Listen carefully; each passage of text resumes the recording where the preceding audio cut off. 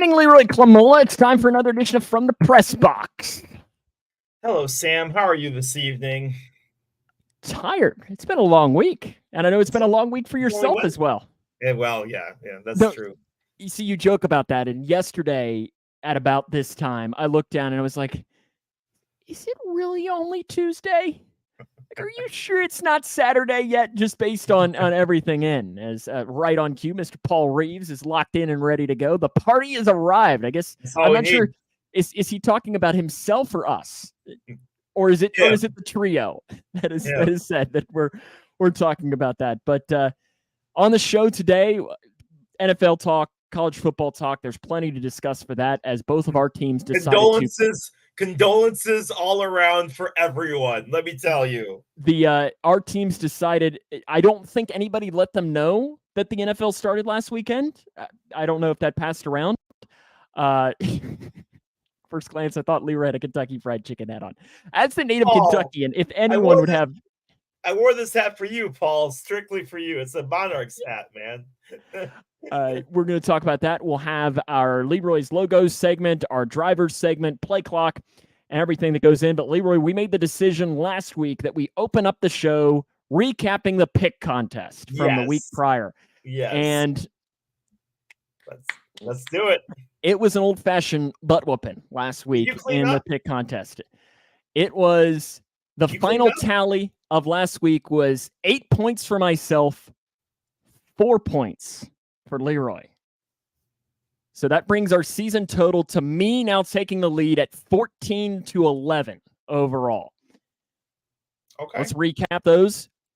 Grayson County versus Butler County. Leroy rolled with the Cougs, and the Cougs dominated Butler County 40-6 was the final tally. Leroy called Taylorville at Columbia. I picked Taylorville. Leroy, the final score was 15-0 in favor of Taylorville. They played a really good game. So there it is. And so we both got points there. We both picked Kentucky against EKU. Northwestern against UTEP. I went with Northwestern. Leroy picked against his heart and paid the price for it because Northwestern did end up winning that game. I did not pay the price. Listen, I win either way. I lose in the pick contest, but you better believe I was celebrating like crazy. And I know what you're thinking at home. Oh, it's only UTEP. You all don't understand, man. This was the first win Northwestern had at home or on American soil. No, not at home. The first win they've had on American soil in like 2.5 years. You better against UTEP. Congratulations. Thank you. Thank you. We both picked WKU to beat Houston Baptist. Bengals at the Browns. Leroy went with the Bengals. I went with the Browns, and I was correct. And that Leroy went with his homer pick with the Bears and the Packers. I went with the Packers. I got that point. We both picked Colorado to beat Nebraska. We both were wrong on the Chiefs and the Lions, but I think both of us would have easily picked the Lions in that game. It was a toss-up. Yes. Yeah, Paul got that one. Paul picking the Lions. Ole Miss and Tulane. I correctly predicted Ole Miss. You went with Tulane. And then the Dolphins and the Chargers, we both incorrectly picked the Chargers. So I got 8 out of 10 potential points. Leroy, 4 out of 10. Rough week for you, Mr. Big K. But that is our Week 1 recap. 2 games. You're stupid Bengals and the stupid Bears, and we're having a very different conversation, my friend. And Northwestern. Again, I will take that every single time. I'm not on the Lions hype train. Piss off, John. You got language already in the broadcast. The thing is, when you look at this, I don't know. It's just one of those things where I will always now pick against them because either way I win. Of course, they're like 17-point underdogs this week. So, yeah, it's not going to be pretty anyway. We'll have our picks later on in the broadcast. That'll be how we wrap it up. We've got a couple of big high school games this week. We'll make those picks for us. Who isn't sitting on the edge of their seat waiting for Grayson County and more? And Mount Zion and Taylorville. Did I get that right? 3-0 Mount Zion versus 3-0 Taylorville. Yeah, that's right. right. So interesting picks coming up later on in the show. But first off, let's go NFL college football first. And then I know you wanted to talk some college basketball. That'd probably be good to wrap up kind of our news segment before we roll into play clock and such. Is that good with you? Basketball will be a very short segment. because I have no idea what Leroy wants to talk about with college basketball, but myself being from the state of Kentucky, listen, anytime we want to talk college basketball, I'm on board. So let's start with college football today. And why are you?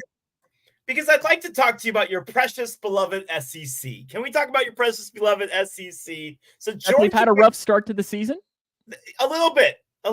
Georgia playing as advertised, right? Kentucky. What was the score against EKU? 28-17, I think was the final score. Okay, all right. Missouri, Tennessee, I mean, listen, you're not going to get me to say a good thing about Tennessee. I know I'm not. Okay, go ahead and talk about it. That yes, Alabama lost to Texas. Yeah, Florida lost as well. Florida's not the greatest example of the SEC this year, but what are you going to drop in here and say Vandy lost? I'm sure they did or something, but I think the Alabama Texas game is, I'm sure, the big point that you wanted to talk about with this. Yes, of course. Now Alabama. I'm not sure if this is a typo from Paul or not. Going to run Nick Saban right out of college football. I'm not sure if that is a typo or not from Paul, but it might be from him coming as the Florida fan. But I mean, LSU picked up a loss as well. Well, that was Florida State week 1, yeah, but yeah. He says it was not a typo. It's not a typo.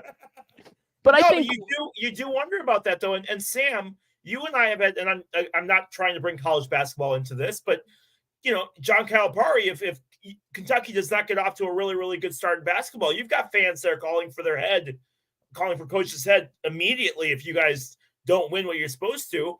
Is Nick Saban on the hot seat from one loss to a team that no. But there are fans. I guarantee there are fans that are sitting there on their keyboards going, "Oh, we gotta get rid of him. We gotta get rid of him." I think it is very interesting though. With that is, I mean, Nick Saban is 70, I think. If not, he's in that vicinity as far as age group. The man can't coach forever. And I think the next coach at Alabama is really interesting because I think, a couple of years ago, it was Dabo Swinney. But Clemson really hasn't blown people away over these past couple of seasons. They've kind of fallen off. And then the other one that I keep hearing people say is Kirby Smart from Georgia. And I'm just saying, why would he leave? Yeah. He's won back-to-back champions. It's not like Georgia is Northwestern or Kentucky as far as where he's just gotten lucky. There is a history there as far as that. And that's what's interesting to me. And I know this really wasn't on our topic sheet of what to talk about or anything, but I don't know who the next coach at Alabama is. Like if Nick Saban, I know that there were some rumors that were coming out that said that this is going to be his last season. I'll believe it when he actually comes from his mouth. But I don't know. But Saban has also been critical of the NIL. He's been critical of a lot of the new way that college football is changing. And whether you like it or not, college football is changing. And the teams that don't adapt to those changes, and I'm not saying that they won't, but the teams that don't adapt to these changes are going to get left in the dirt. And you could see perennial powerhouses of the old school college football days not being able to succeed with the new systems. You're seeing that with Clemson. Dabo Swinney has been an outspoken anti-transfer portal. And look at Clemson now. The past couple of seasons have kind of fallen off. And you're looking at some of these schools who are embracing it. They're saying, it's the rule. So because of that, we have to take it that they're succeeding when it comes to that. But I think, back to your original point of the SEC, and don't get me wrong, the SEC has been a disappointment here. And it was more of just a joke. And they're going to listen, turn around. It's going to happen. Yeah, and there's still, I think the surprising part has been how good the Pac-12 has been, because I think the Pac-12 just lost their first, I think they were something like 19-1 or won their first 19 games before they finally dropped one, because I watched a little bit of, USC looks really good. Yeah. I mean, they're really good. Oregon has had their moments and look good as well. But I do, and again, I'm very ADD on this topic. Have you cut the cord on cable? So I have Hulu. And I had Hulu, and I was not a fan. Hulu's been irritating me because they've gone from $59 to $81 a month in like the last like 6 months. They've gone up like $18. So I actually posted on my social media earlier this week, like, what are other people doing for like their sports? And I should just jailbreak something, but I do YouTube TV. I went back to YouTube TV. It? I do. But here is, and I agree with Daniel, Hulu, I was not a fan. Hulu, in the AFC Championship game, in about the third quarter, decided it wanted to crap out on me. And by that moment, they're lucky they didn't get sued and me to run and just break down their front door when they do it in the AFC Championship game, Bengals-Chiefs. It like froze up on me, and I missed a couple of plays. If you were a real fan, you would have been there, Sam. Yes, because I can afford $450 tickets at Arrowhead Stadium. But one thing that I like about YouTube TV, but I don't like their game plan or how they're doing it, is they have the quad box shot. So what that is if you don't know, is they have to where you can watch 4 games at once. Great idea, right? Downside, they tell you which 4 games you can watch. They have like 3 different options, but every time at least one of them is awful as far as the games. So like on Saturday, I was watching, and it was like 3 games in my quad box. It was the only option. We're under a rain delay. So 2 of them were showing the same game. And then the other one was like Boston College against some FCS team. And then in the upper right corner was a good game. I don't remember which one it was, but it was like, so I was like, well, okay, I can at least deal with that. But if my call to YouTube TV is, let me pick the 4 games I want. Because I was thinking, like, there were 4 games that I wanted to watch. Like, I'd have thrown an SEC game up there. I'd have thrown maybe the Big Ten game up there and done that. And again, I know this is hardcore first world problems that we're talking about.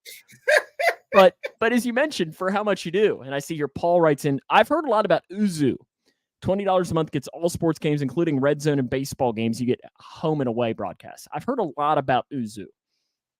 That's pretty enticing. I do not have a Fire Stick, though. I don't know that my TV even has a USB port for a Fire Stick. Or I guess Fire Stick might even be HDMI. I'm not entirely sure. What year is your TV? It's like a 5-year-old TV, but used it last week, worked perfect. But again, that's the end of my rant for college football. Is YouTube TV con? Like, let's get to that, because that's what you tuned in for, is to hear me rant. Yeah, well, usually we have a separate segment for that, but I'll allow it to go. That's completely fine. I don't know what, but back off TV. I've never heard. Are you just trying to get me to cuss on the air or what? That's why I said it. Back off. Back off. Thanks, John. Appreciate you, bud. So does this mean that we're gonna have to put the explicit mark? I'm not doing it. I saw it on there, and I'm like, man, I'm going to lose half my, I'm going to lose my 3 viewers to 1. So in my Bengals podcast a couple of weeks ago, I almost had to, because my co-host dropped the S word a couple of times, and I was like, I'm interested to see, like, will I get a strongly worded email from Spotify being like, you said this wasn't explicit, but you did say that on here, and I did not get that email. But yeah, so obviously, week 1, week 2, we're going to see a little bit of overreactions. But I think it was a finger. Dang it, Paul. You're not helping I'm going to find it. I'm going to post it. It's just a finger. Please don't. I don't want it. We do not need phallic symbols on our broadcast. But it's not so much in college football, because I think college football does a much better job of showing you what the team is, right? But week 1 for the NFL is obviously full of overreactions. But wrapping up college football before we jump to the NFL, were there any surprises for you this week? Were there any teams that kind of blew you away as far as like what teams you were? I think everybody kind of played the way that they were supposed to, other than maybe Alabama. Texas, the question, because I think the question with Alabama all season has been, based on that quarterback and how good he would be. And he wasn't great against Texas. But I think, I brought it up when we did our college football preview. As I said, Texas has got to be back one of these years. And I don't know who they play on Saturday, but it wouldn't shock me if they would do it. It's Just a figment. Shut up, Tyler. Tyler, you weren't even here for that whole thing. Oh, it's grown in the legend of From the Pressbox. The legend of From the Pressbox. All right. Yes. Well, taking a look. Yeah, go ahead. NFL. Taking a look at the NFL, let's talk. Georgia and Southern beat UAB. Yeah, and I think they're going to turn some heads this year. I think Trent Dilfer is going to do some. I said it in the college preview as well. I think Trent Dilfer is going to wow some people with what he can do over there. I'll be interested to see if they're able to keep that success going moving forward. They lost this game, but that's okay. Taking a look at the NFL, I think we do have a lot of surprises from the NFL. Maybe not overreactions, because I mean, it is week 1. Everybody's going to overreact. Their team is either going to the Super Bowl or they're never going to win another game ever. That's all I read this week. Sam, your thoughts? Not the hour-long Bengals conversation, but what were your thoughts on the Bengals game? I want to start with a broader sense, because I think the thing that surprised me the most about week 1 is how many just old-fashioned butt kickings there were. I mean, there were quite a few just games that were just and good teams got annihilated. Well, and good quarterbacks got annihilated. Patrick Mahomes played like crap. Joe Burrow. Well, listen, I'm not going to say Patrick Mahomes played like crap. His wide receivers did. His wide receivers did not help him at all. Fair enough. Burrow, played awful. Bengals, that was a big one. Giants, I mean, that was my goodness. As both John and Paul say, that one blows my mind. I mean, the Steelers got run off the field against, a good 49ers team, don't get me wrong.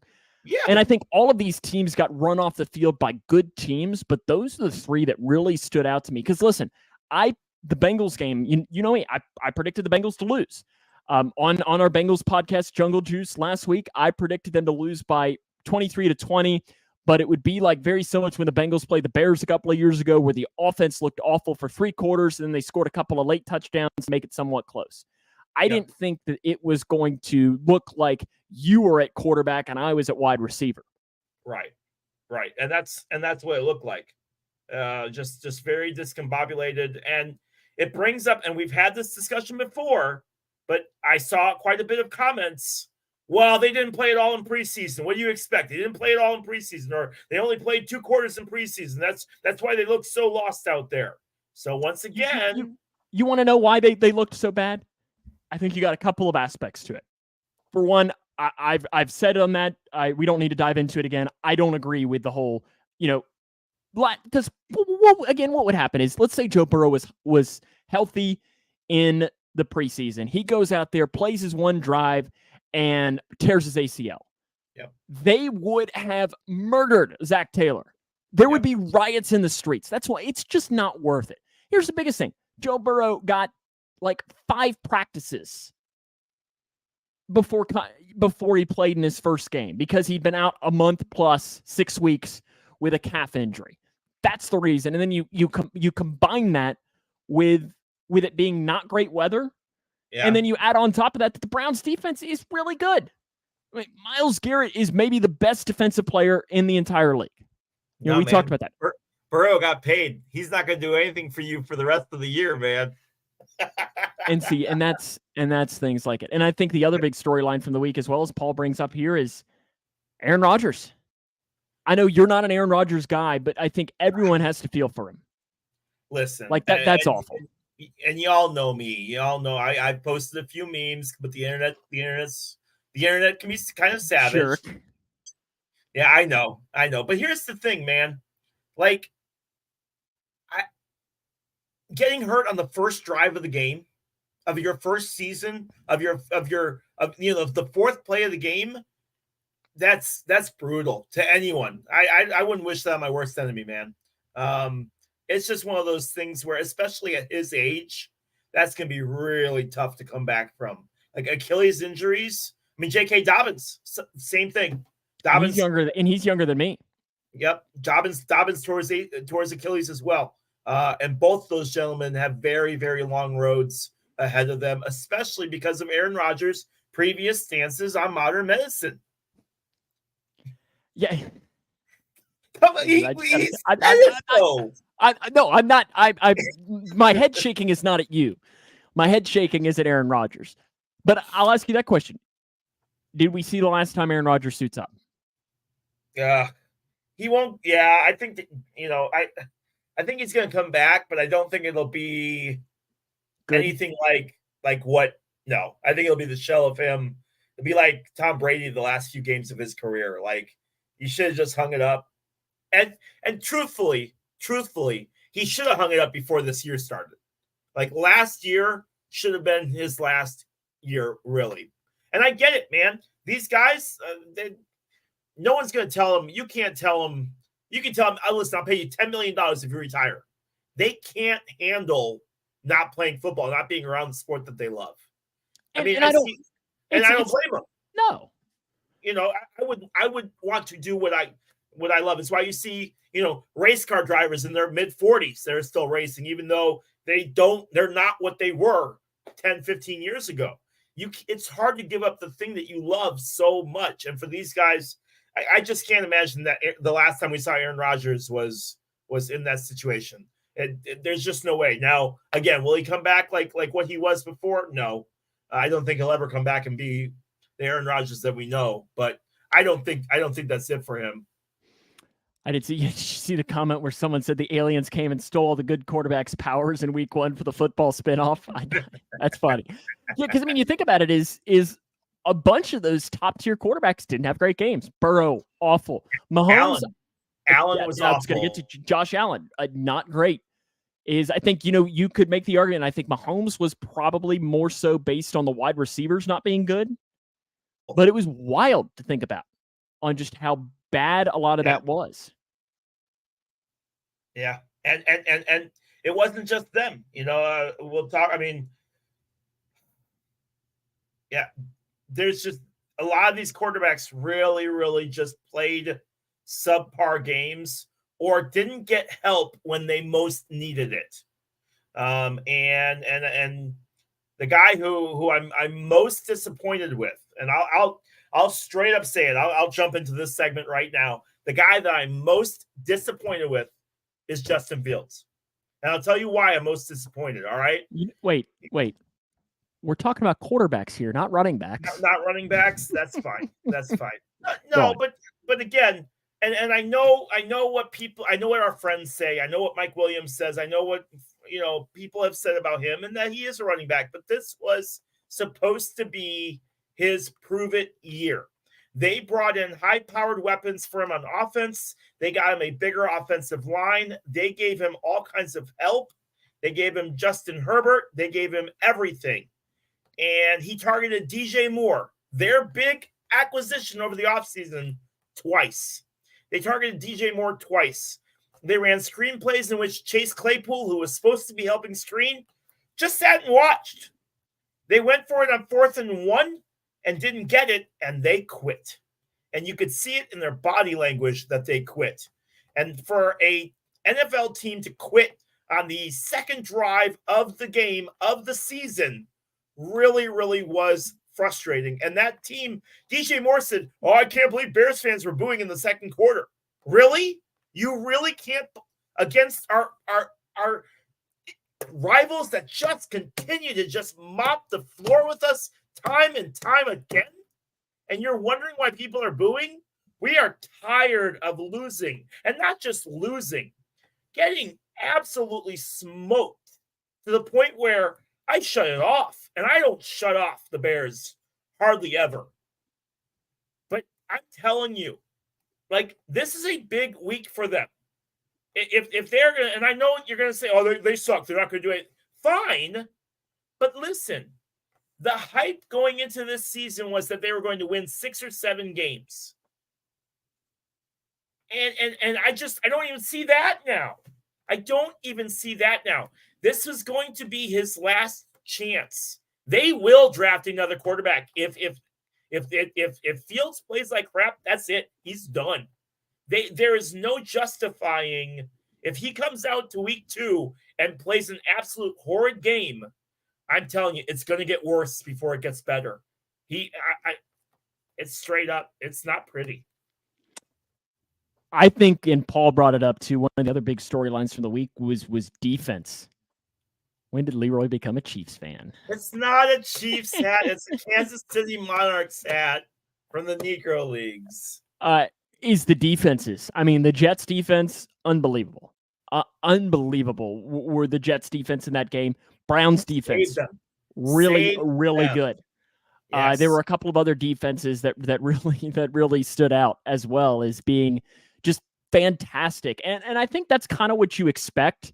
Dallas, thank you. I knew that there was one more that was standing out as the Dallas defense is.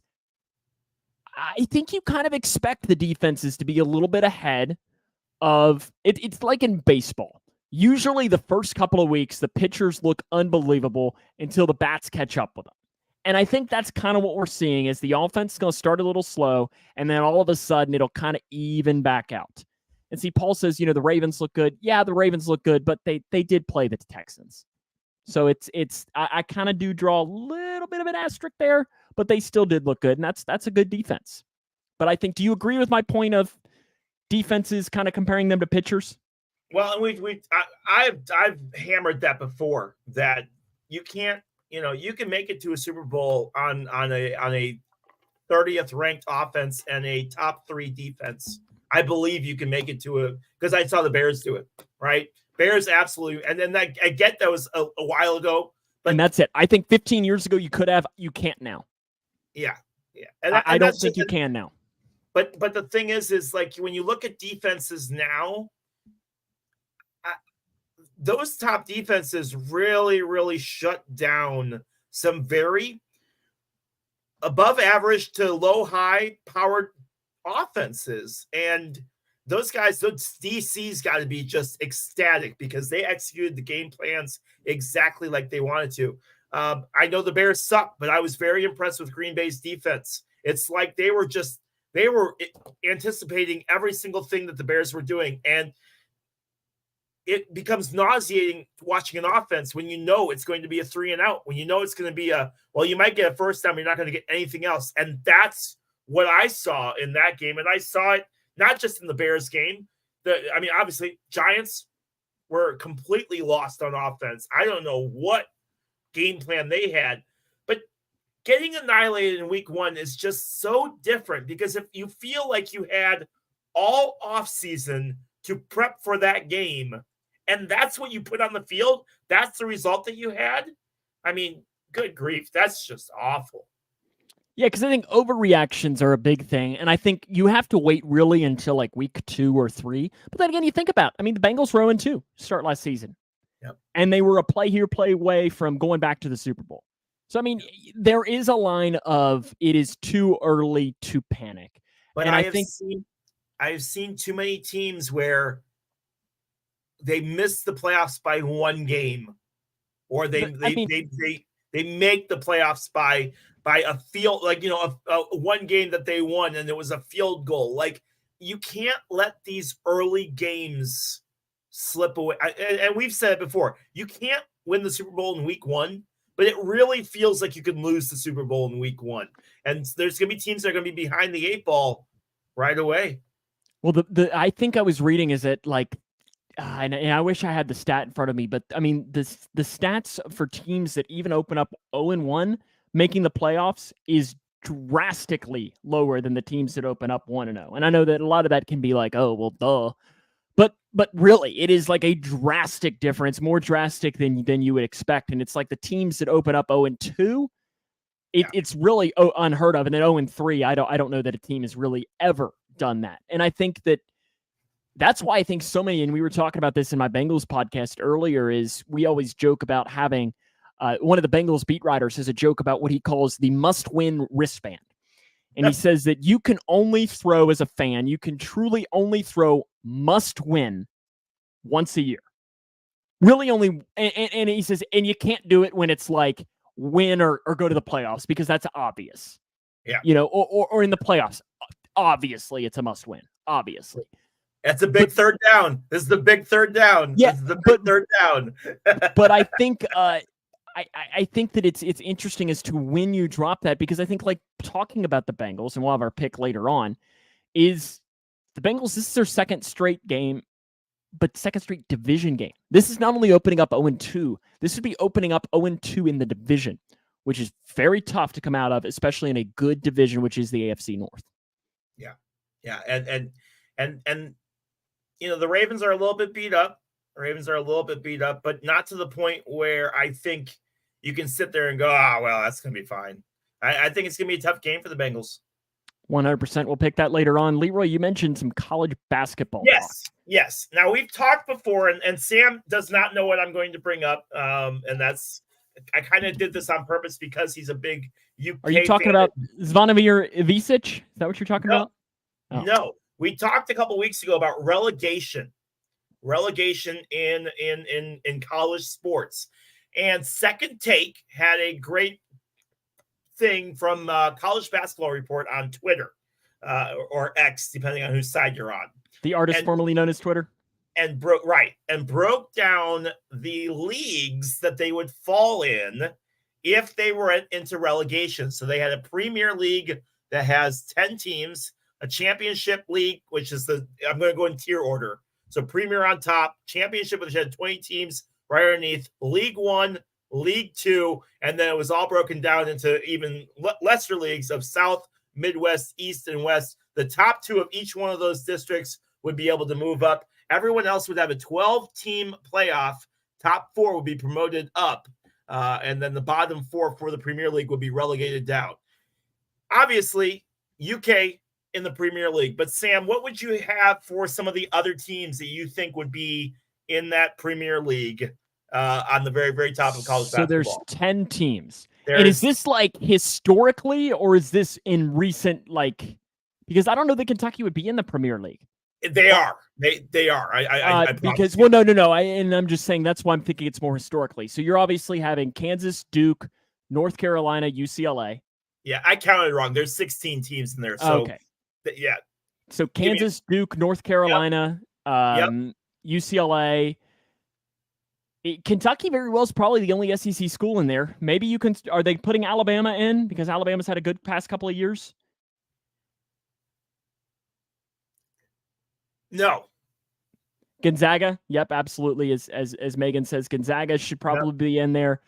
Syracuse, so they're going to put them, even though they haven't been good in recent years. They do have Syracuse in there, yeah. I'm trying to think here of the other big ones is Ohio State, Michigan State. Paul's right. Is Ohio State on there?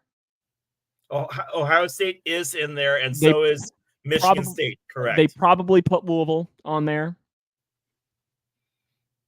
They should. If you're doing it on the tiered list, Louisville should be on there. Who am I missing? They have Kansas, yep. Villanova.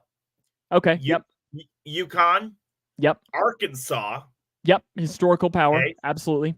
UCLA, Louisville, Syracuse, Indiana. Who hasn't been relevant in 20 years. I know. North Carolina, Duke, UK, Michigan, Arizona. Yep. Michigan State, Ohio State, and then the University of Houston. They've been good recently. Okay. Gonzaga was in the championship league along with Wisconsin. Really? Yes. Wisconsin, Virginia, Cincinnati, Illinois, Purdue, Kansas State, Maryland, Texas, Notre Dame, school logo that I can't make out, which is not surprising. Not surprising given it's me. Baylor, Gonzaga, Florida, Marquette. Another logo that I recognize but don't know who they are. Oklahoma, Memphis. Now I want to see this graphic to see who they are. I'll send it to you, Sam. West Virginia, Georgetown, and OSU, Oklahoma State. Can't wait for Leroy's logos.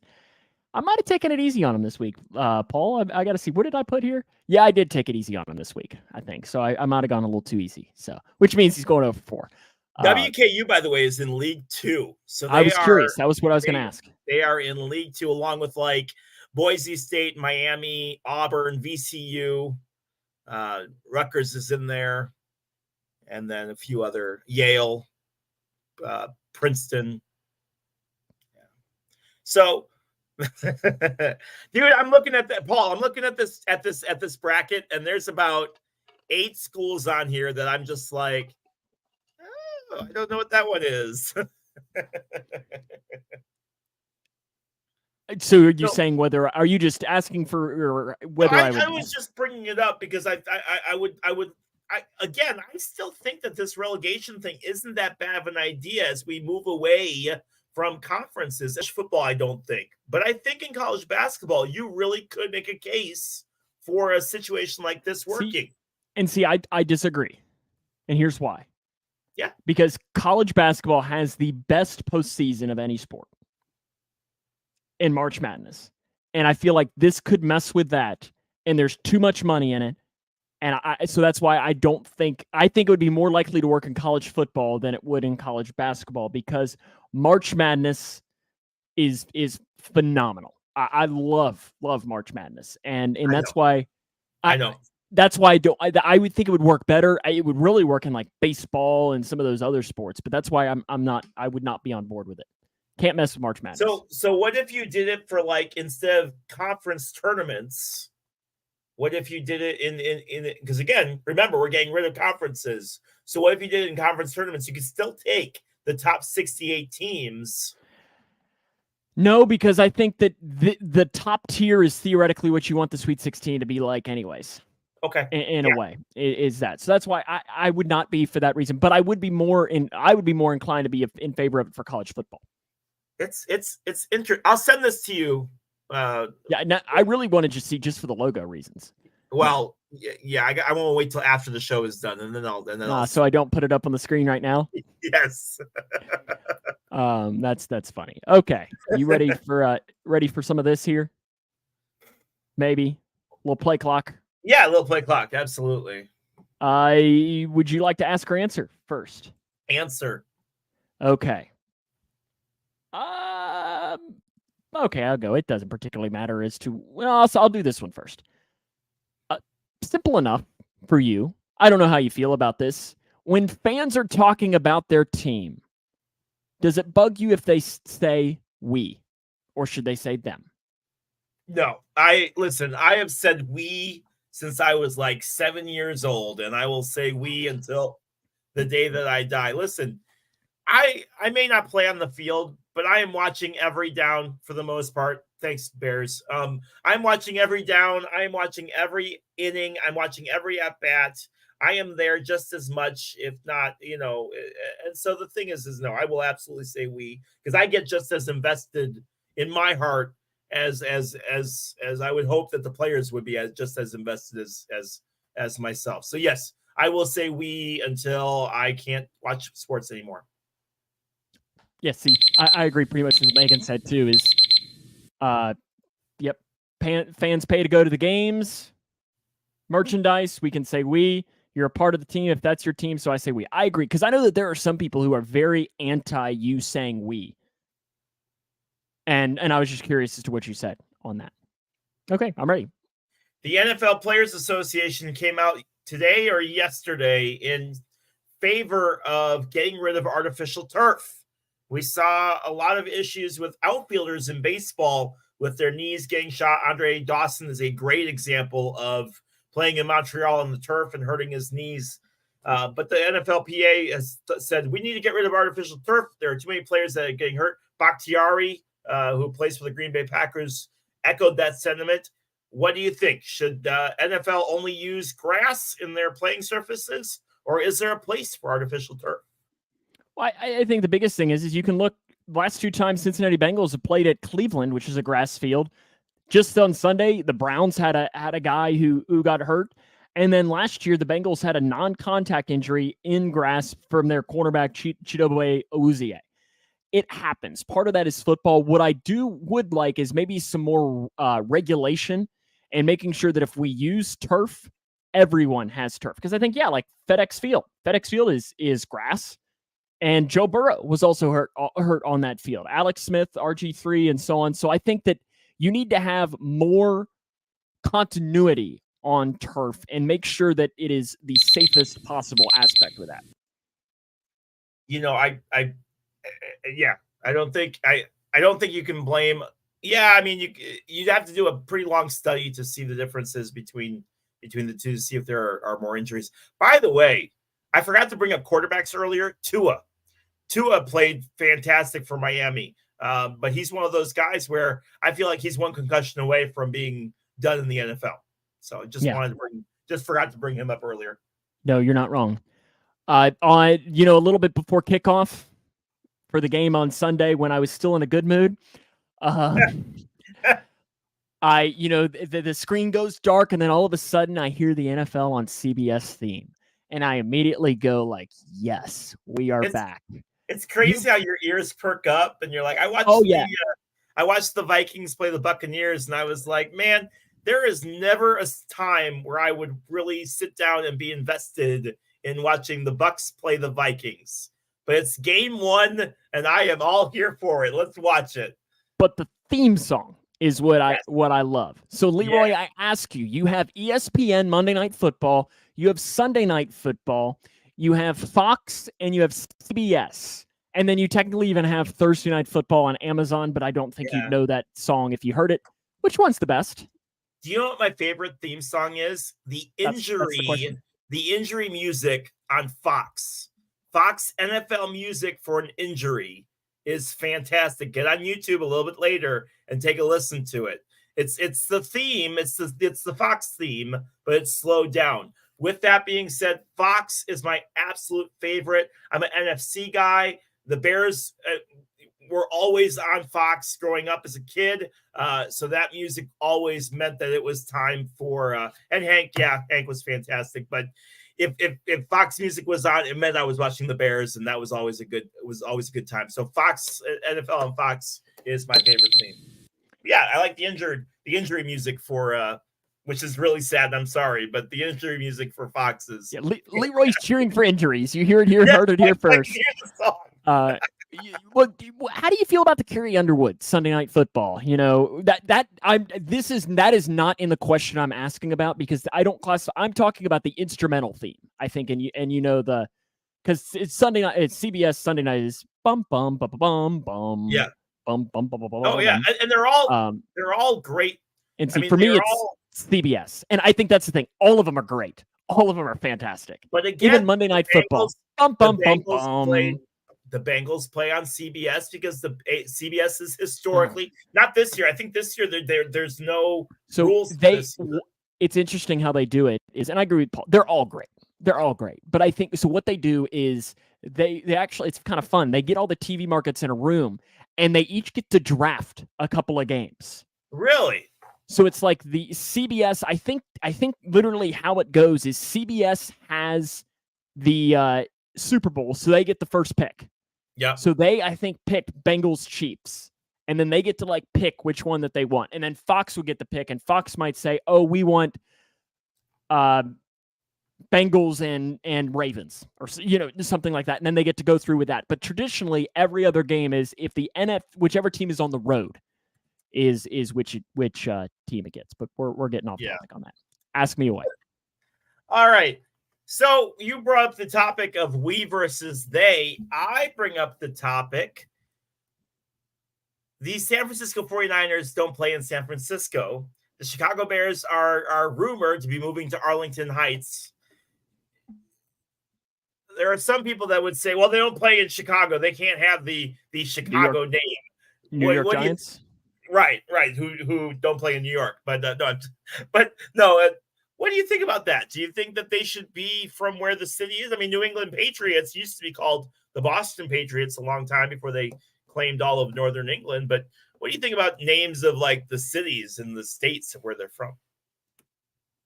I could not care less. Call yourself whatever you want to call yourself. If the Bengals moved to Florence, then they'd always still be the Cincinnati Bengals. Because that was a big contentious point was, on your point is, so when FC Cincinnati was building their stadium, they had 3 locations. One was up on the east side of Cincinnati, one was where they go now, and one was in Newport, which is on Kentucky's side. And the people were on your realm was, you can't call them FC Cincinnati if they technically play in Kentucky.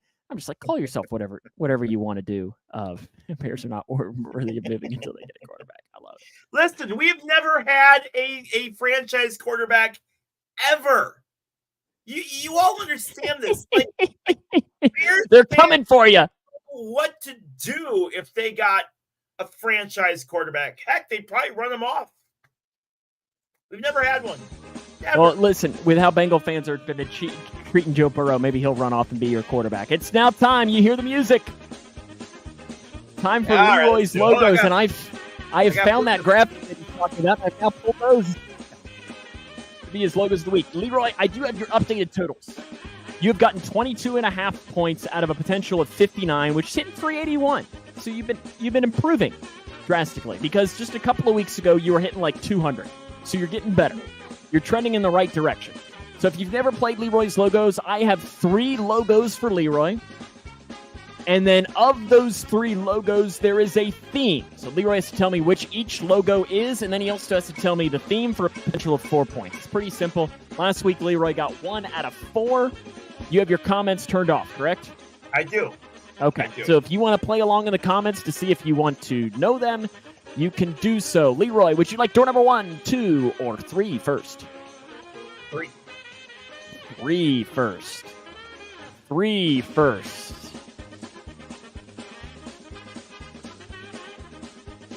Paul does not believe that your percentage is that high. When did the Jacksonville Jaguars change their logo? What is this logo, Mr. Clamola? When did Jacksonville change their logo? So is Jacksonville your guess? No, hold on.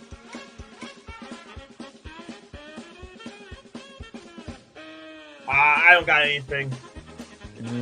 Are you sure? Is that your final answer that you don't know? That's my final answer. Had to hit you up with one of those. That is IUPUI. Ooey Pooey. Ooey Pooey? Ooey Pooey. Indiana University of Purdue, University of Indiana. Something like that. Indianapolis. I think it's Indiana University, right. Purdue University of Indianapolis. Alrighty. Leroy, 1 or 2? He's going to go number 2. Number 2. Is that the Los Lobos of New Mexico? Los Lobos of New Mexico. Is that your final answer? Yes.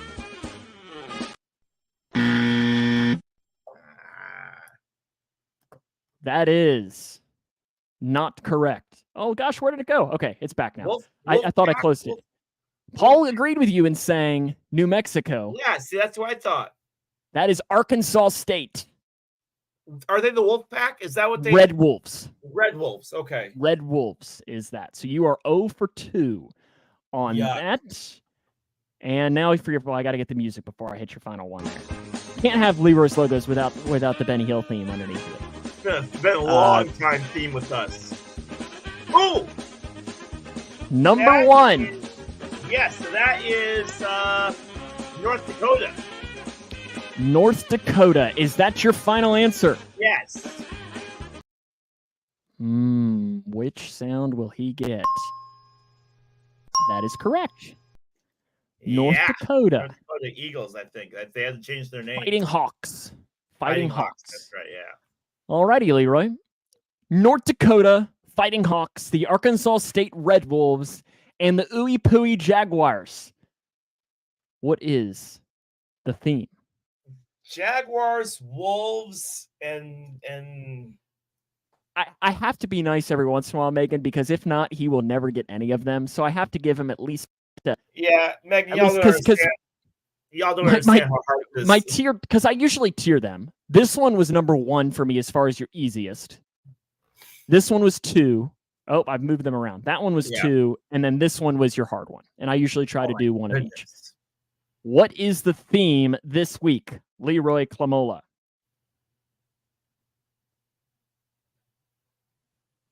Wolves. Jaguars.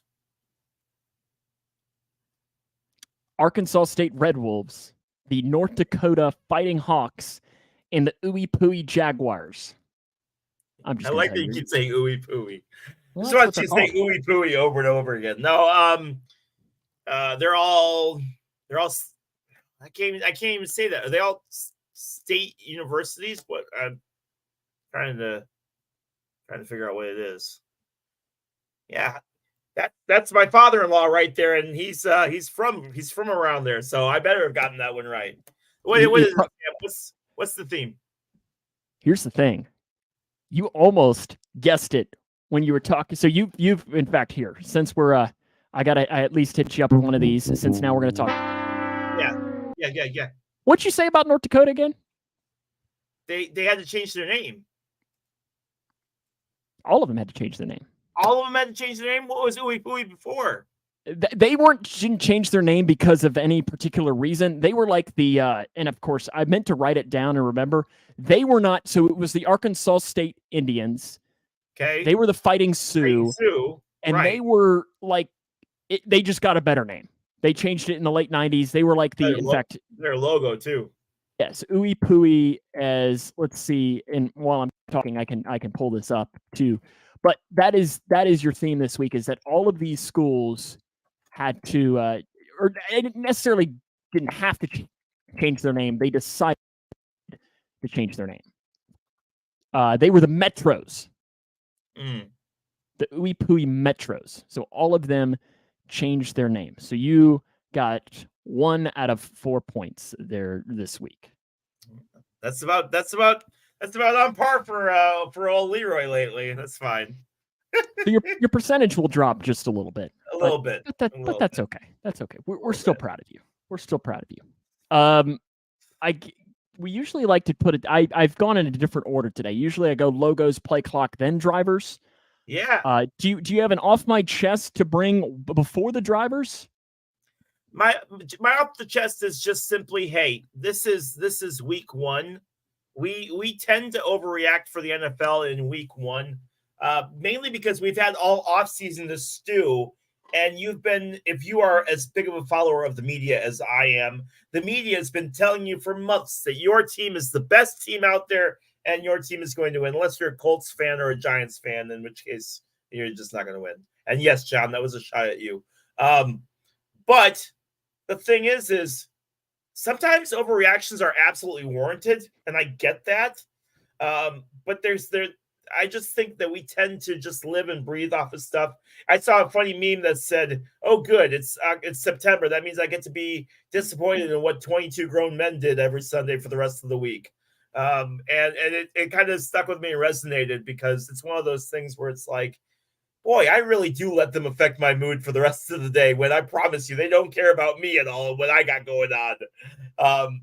So it's one of those things where I would like to see a little bit less of the, oh my gosh, the world is ending every single time your football team doesn't score 40 points. I was actually really, really proud of you, Sam, because I figured you'd come in here all ranting and raving, and you've actually been very, very calm about the Bengals and everything. So I'm very impressed. Listen, when it comes to the Bengals, I'm pretty like I usually can keep the head on. Like I'll be an annoying, talking it up when it's in, but most of that is a tongue in cheek. When it comes down to it, I'm pretty rational when it comes to Bengals. I mean, you heard me. I picked them, and that was not me picking them to do the whole, like, I'm picking them so that I'm happy no matter, like you did with Northwestern kind of thing. Like, that was because I legitimately 100% thought they were going to lose the game.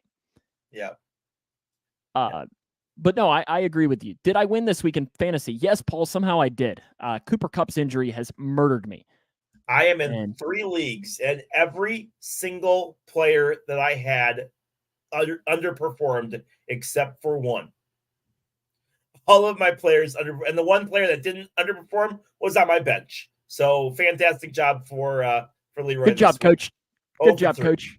Fantastic. Speaking of that, you'll appreciate. I got to tell somebody today. I guess it was earlier this week. We were talking about coaching younger kids playing basketball, and I was like, "Oh, buckle in! Do I have a story for you?" Oh. And we don't have the time to tell this story today. We're going to put that in the pocket. Maybe next week we'll have to tell the story. Week. You have to join us next week to talk about my horrible time coaching. Just my horrible time coaching, and then we'll leave it at that. Oh, so Paul, to call it an L. Oh no, no. Okay, let's just put it this way. Northwestern lost every game from 1979 to 1983. That's right. Northwestern did not win a single football game from 1979 to 1983. And that pales in comparison to what I endured over one summer. So you're not going to want to miss next week's show. We'll dive deep into that. Megan, I hope your husband's experience is better. Now, I think it probably was primarily because of the coaches on this team. I mean, the head coach made some decisions and hired some awful assistants. And Shut up. Listen, I'm thinking that as much as, but listen, we had stats that I think your team shot 7% from the field in your best game and averaged 75 turnovers a game. And that's without me counting the other 75. I'm just happy that the gods were merciful and shut off the scoreboard after the third quarter. Yeah, they are the defending champs of Grayson County Junior Pro. Yeah, that team, even if it was a bunch of 4-year-olds, probably would have beaten the team that Leroy and I were coaching that year. And listen, great group of kids. They just didn't have any talent at all. None. Yeah. But we'll tell the full story next week. So there's the good old. I don't want to miss it, man. Ooh. You got. Was Leroy the head coach or a horrible assistant? He was the head coach. He was the head coach. And I still will never forgive him. He blew the playoff game. Okay, we have to stop talking about. We have to. Otherwise, I'm going to get into the whole story tonight. We have to stop talking about. So there you go. There you go. There's your extra tease. How did Leroy blow the playoff game? But in the pro, is if they would have won, we'd have lost by 1 million the next week. So you got some drivers to get back at me please, now. Can we please? Oh my gosh. Door number 1, door number 2, or door number 3, Sam? 1. Oh my goodness. I tell you what, you give this kid a microphone and he knows I can't mute him. So he's just like, oh, I get to say whatever I want. I can do it. I can mute you on my end. And that's the best part about it. I know it. Listen, the people want to hear the story, Leroy. Yeah. People want to hear the story. All right. Oh, why is it that way? There we go. Oh, that's Sato or Sato Takuyama. He's an IndyCar driver, isn't he? He is. Good job, Sam. Did I get that name right? You got the name right and everything. Takuma Sato. Okay, so I think we call it for the week. That's it. We're done. Yeah, we can't. We're done. We can't continue. That's that is it. That's all you get. There's driver number 2. Let's try this guy here. So if you haven't joined in, I have to guess this driver to see which is he in IndyCar, in F1, or is he in NASCAR? This kid is not old enough to drive. I'll tell you what. Can you zoom in on him a little bit?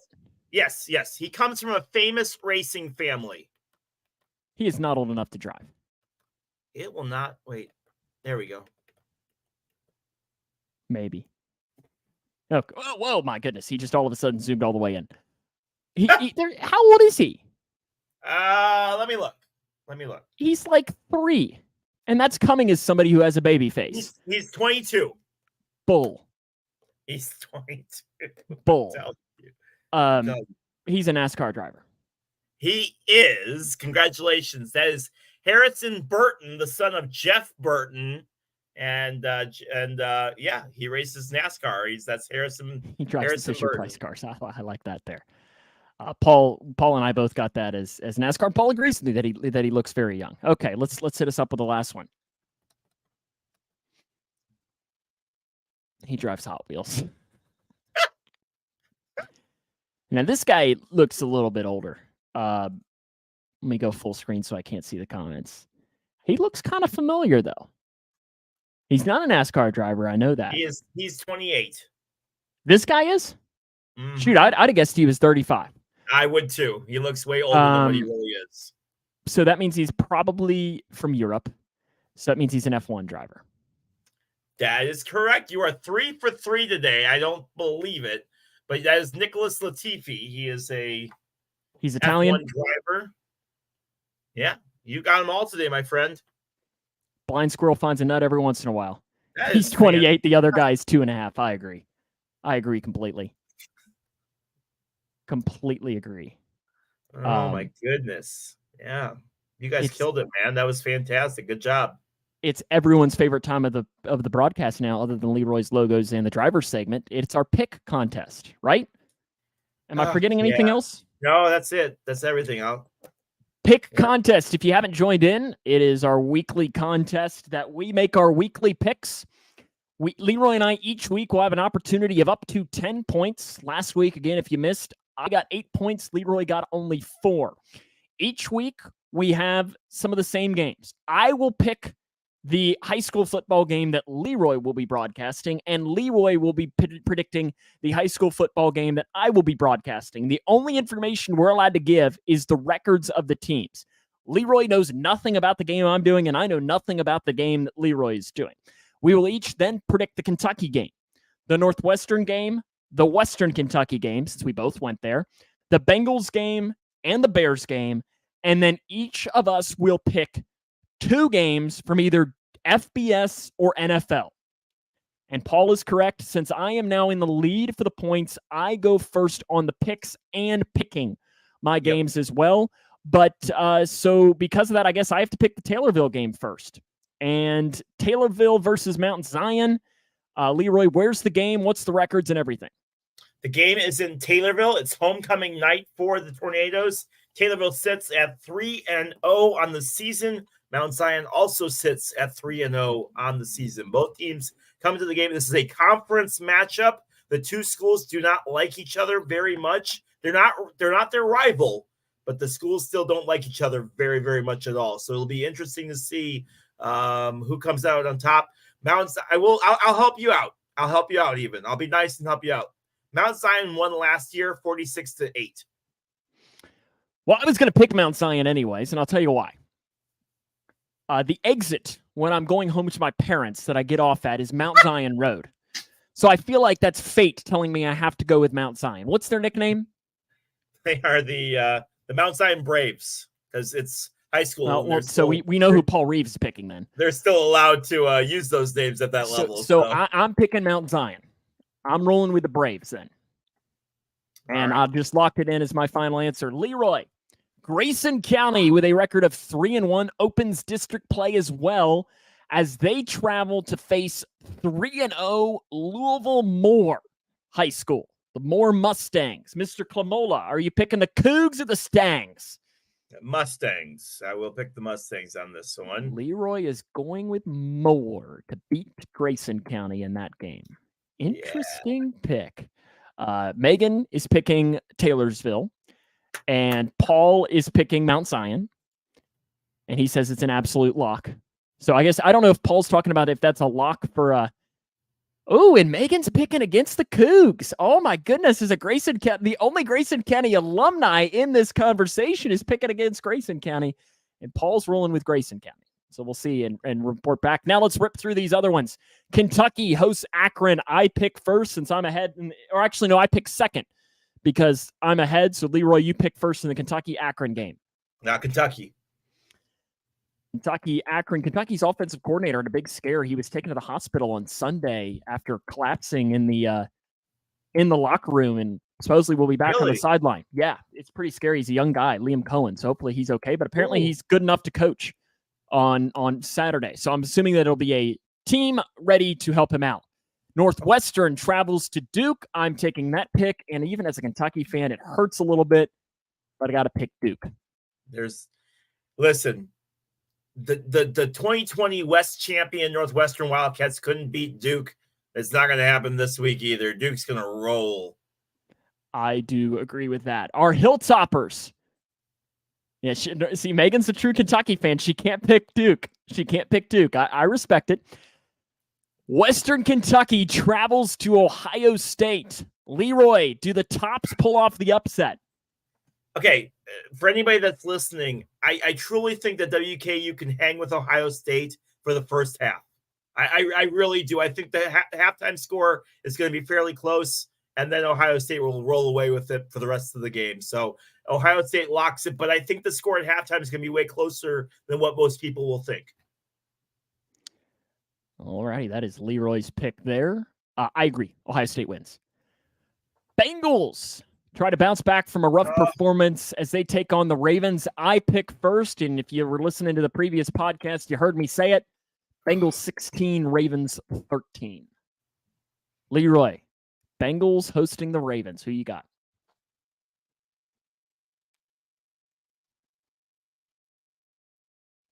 Where's the game at? It's in Cincinnati. I will be there. All right, I'll go with Bengals. Leroy is picking the Bengals. Both of us are on the Bengals train. The Bears, Leroy, the Bears travel to Tampa to take on the Bucks. Who you got? Is there such a thing as a must win in week 2? Because it really feels like a must win in week 2. We talked about it. Are you throwing in your armband? Oh no, I'm not yet. But I am. The Bears play very well against Tampa Bay. They've historically played very well against the Bucks. So I am going to take the Bears on this one. That's going to kill me. I'm going to lose, but I'm going to take the Bears. And I'll take the Bucks. Because of course I will, right? Yeah. Alrighty, I get to pick my first random game, and I'm going to go with this one. An interesting matchup. I don't disagree, Paul. I don't disagree. The Chiefs travel to Jacksonville to take on the Jacksonville Jaguars. I was intrigued by this matchup. In a big game. I saw that Paul earlier, and if I could find the comment scrolling back, I would put it up, was talking about this game as well. I guess I have to wait. Did we decide whether I pick the game and then you pick first, or do I still pick first? How did we do this? You get to pick first. You get to pick the game, okay.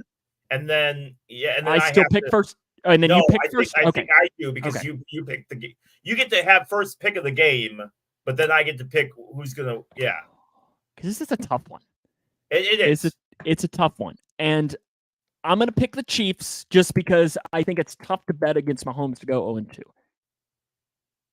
And I picked the Chiefs last week and they lost. So if this continues and it's one thing that I got to do and just take my L on the points, I'm okay with that. Leroy, who you got? The game is in Jacksonville. Kelsey's not completely healthy yet.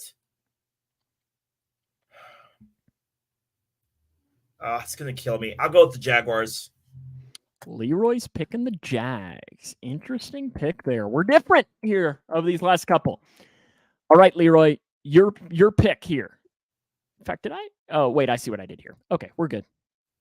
I thought I'd messed up. You're picking the Jags. Your pick of the game. Yeah, so I'm going to pick... I'm going to pick a really interesting matchup because nobody cares about it. The Raiders take on the Bills. Is Josh Allen and the Bills completely washed up, or are they going to be able to pick up a win against the 1-0 Raiders? Where is that game? It's in Buffalo. It's in Buffalo. Okay, who's your pick?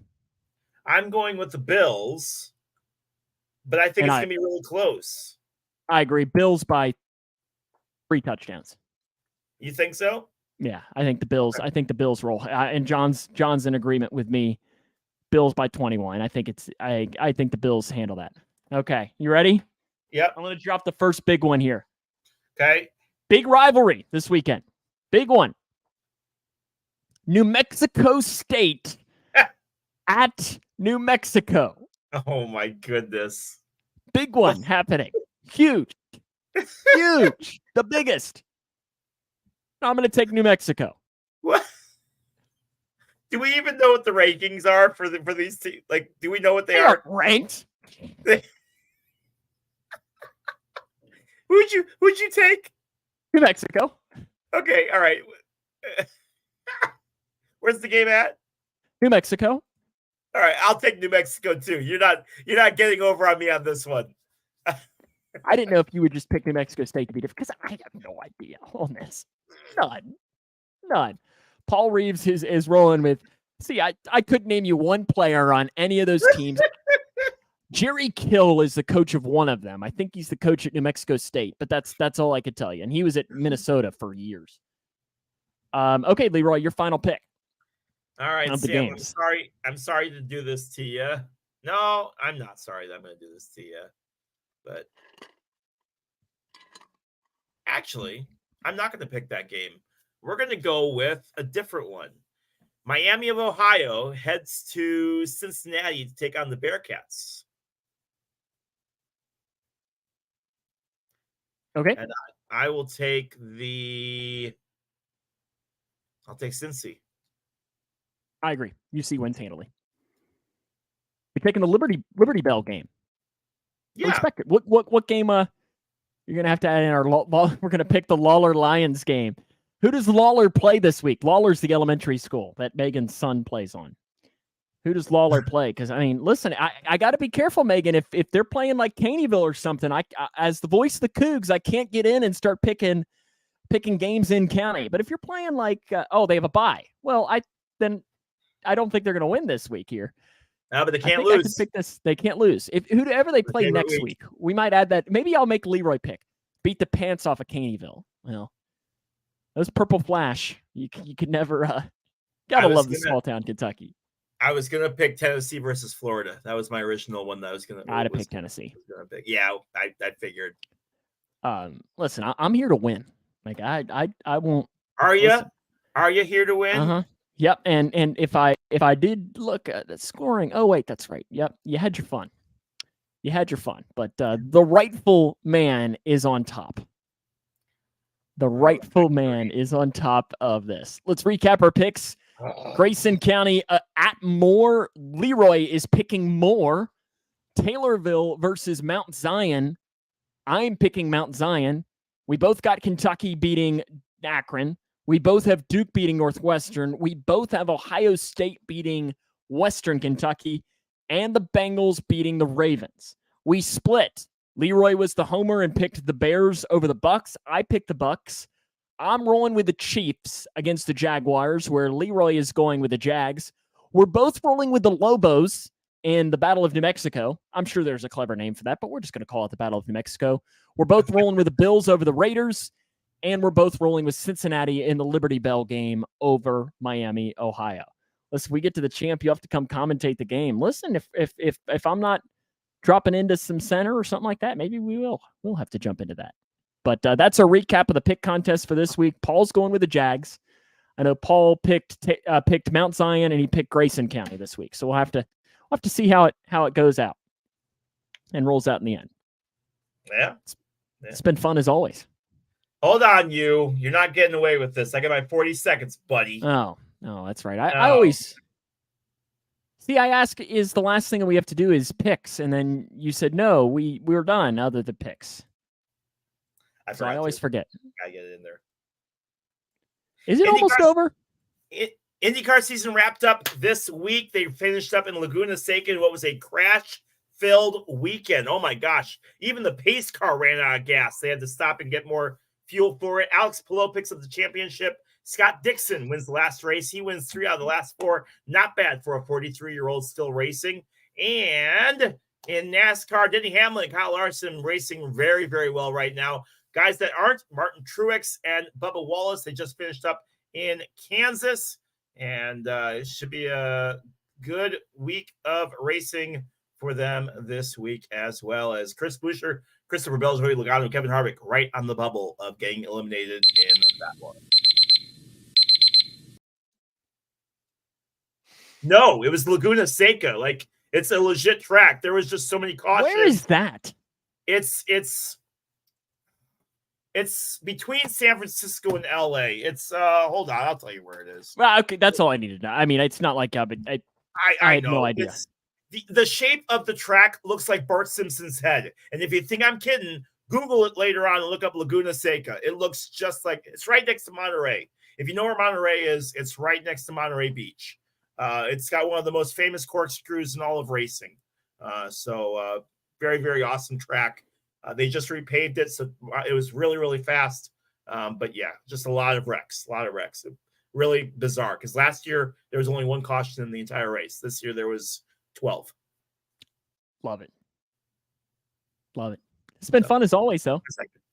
Thank you guys so much for watching. Check us out. Subscribe on our YouTube and Subscribe on our YouTube and our Spotify. Check us out. We'd love to have you. Even if you don't listen to it, clicking a like and subscribe can go a long ways towards helping the channel. So thank you so much. We appreciate every single one of you for hanging out with us this evening. You guys are what makes this possible. Yeah, I mean, Sam and I can talk on the phone and BS all we want to, but being able to talk to you in the comment section, that makes our day. We look forward to it. We love this show. So thank you so much for watching and listening. And remember, next week, the big story. The big story happens. The big story. Everyone is going to be waiting all week to hear about Leroy and myself and we almost have to bring Caleb on. It feels like we have to bring Caleb on next week to give and get your son Bailey on here and see it. Paul, we appreciate you as always with it too. And Megan and everyone for joining us today. We appreciate it. But remember to tune in next week and get that get it. Greatest coaching story of all time. It's right up there with John Wooden's story. It's right up there. Just think, play here, play there, and Leroy could be coaching the Los Angeles Lakers right now. Play here, play there. We couldn't. It's been fun as always. Have a good night, everyone.